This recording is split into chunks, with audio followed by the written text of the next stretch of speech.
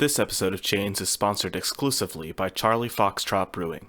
Ask about beers from this veteran-owned brewery in tap rooms across Southwest Florida and Western North Carolina. Thank you for supporting our veterans. Chains, Episode 30. Written by Dustin Dhonash. Voiced by Zach Holder and Dustin Dhonash. Okay, now that I actually have this hooked up correctly, I think we can start. Hey, yeah, I got very busy at a placement yesterday and still on the road. My apologies for making this phone conference. Oh, it's no problem. Now that I have this hooked up correctly, if you could state your name again, and let me know if I have permission to record this. Thaddeus Block. Yes, you may record our conversation, though I think it's in the best interest of several parties, foremost myself, that we work with facts that are in the public domain for the remainder of the interview. Understood. I'm fairly certain that these interview questions stay in those bounds. Feel free to object at any point if we stray. Oh, I will. I don't know where these recordings may end up, and while I'm not specifically treating Ms. Penelope, I still have an ethical imperative for her privacy and dignity. Though between the high profile of the case and Ms. Penelope's propensity to explain her beliefs to anyone in earshot, it may end up a moot point. Yeah, I understand. Though I'm pretty sure the local high school is voting to have her angry metal man become the mascot for next school year. That would be unfortunate. My responsibility here, as outlined, is to provide a psychological profile for Ms. Penelope. While I don't object, I don't quite understand the purpose in terms of the case.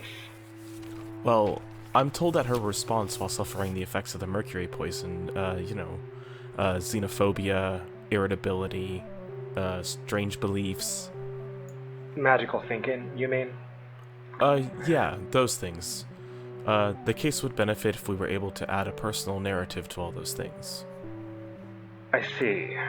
And how might she benefit from this characterization? Well, we might be able to get her better care via compensation in the long term if she's viewed as something other than a cult leader worshipping a pagan god. That's not even close to what's happened here. Yes, I understand. But in case this ends up in front of some kind of jury, that's exactly what her peers will think. Well, my personal opinion, not that I'm acting as advocate here, but my personal opinion is that this whole thing is a failure of the state. I can put that aside professionally, but I thought I should reveal that in case anyone finds that to be a conflict of interest.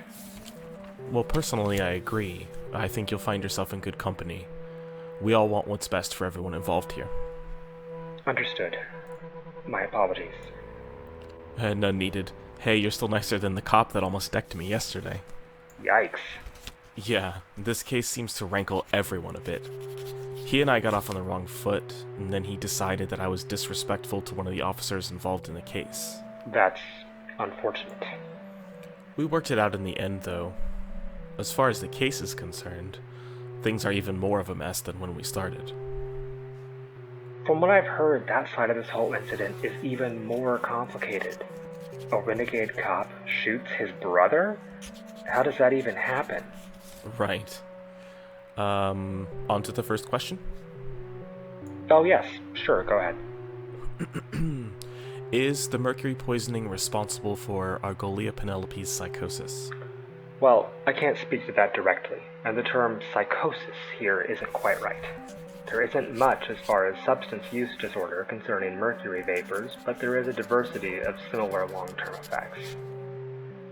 I wouldn't normally be able to make this kind of conjecture, but there just isn't precedent on it, so it makes the most sense to apply a parallel. Understood.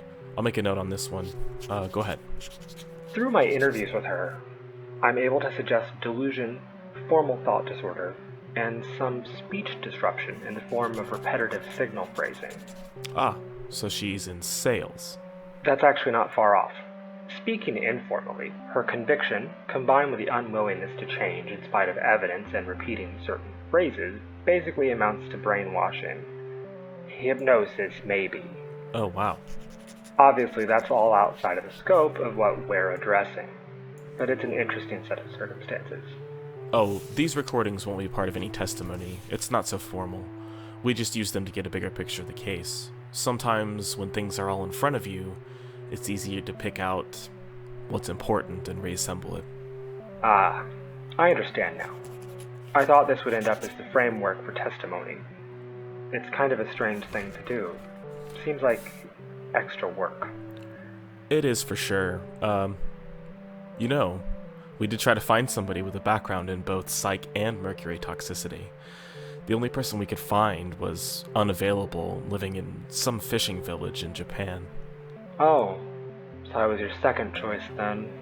Well, you said yourself that there's no precedent here. Plus, we had already ruled that person out because of travel expenses anyway.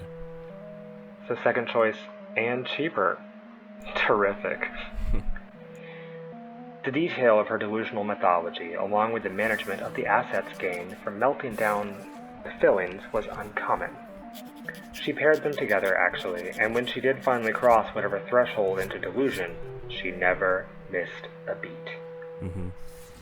I'd heard that they just lost their entire lower field, the one that they just planted with new apple trees. Yeah, that seemed to be a catalyst for Miss Penelope. It would be like getting laid off by Mother Nature. And finding employment with a strange metal god, which is exactly what she did. The piece of her mythology that struck me most, and that still kind of lingers as I'm researching, was the somewhat questionable adage that she repeated, "The cure is found not far from the poison." I've heard that somewhere before, I think. What is that from? I haven't found anything about the origin, but I know it's used as a guiding principle in creating antidotes and living off the land in general. I also know that the Penelopes practiced subsistence farming for generations. I'm guessing it stems from that. She was right again. Again? The medical witness that we had in yesterday compared the angry metal god from Argolia's mythology and the way that mercury affects the human body. Oh, that's interesting. And by interesting, I mean horrifyingly accurate from what I understand in the process. Yeah, and the adage falls directly in line with the fact that the TCE found on scene can be used as a painkiller. See, here's the thing that I can't quite reconcile for her profile. Again, I'm not treating her, nor have I known her for very long, so someone with more experience might not have the same problem, but given the circumstances and what I know of her history, I don't know for sure that her delusions were not an adaptation. Well, the people that have known her their whole lives describe her as a pillar of the community. Several people I've met claimed that they were raised by her in part. Right. I just can't forego the terrible circumstances and isolation. It would be easy to write off her delusions and call it a day, but... Well, yeah, that's what they'll want you to do in court. I mean, clearly she was ill, physically and mentally. I suppose in a way I'm glad I won't be the one who deciding who is at fault. Well, that's the thing. If we can establish her as being greatly affected by the negligence of HRA, then we can try to get more for her. That's the other thing. How quickly and easily she seemed to go from a pillar of the community to a cult leader. There's also the family history. Her father was lost early on to mental illness. It was very early, so we don't have many details, but some of these things can be hereditary. So you're saying that something in her was what? Waiting to go wrong? I can't rule that out.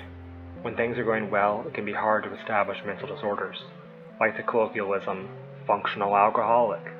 If people don't notice the stone-drunk office manager, and by all accounts he's doing fine, then what else is there to go on except what is hidden? That's a good point.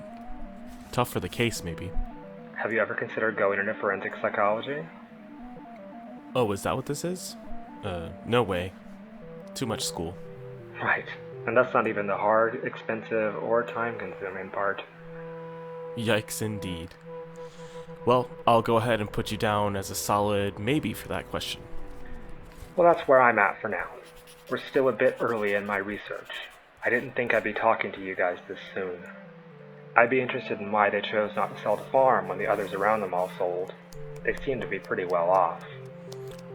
Well, we have more questions to go over, but I have to get downtown for a case. You might want to hang out at the Hub. It's this diner/bar combination next to the gas station. A lot of the old-timers hang out there. Great coffee, too, even at 10 p.m. Alright. You think someone there might know? I'd almost guarantee it. Everyone here seems to know everyone else that's over the age of 50. I guess that's pretty handy. You said good coffee, right? Yep. I just don't think I could do it. Do what? I'd just stay in my hometown my whole life. Imagine running into the people that you went to high school with for decades on end. Now that would be some true horror.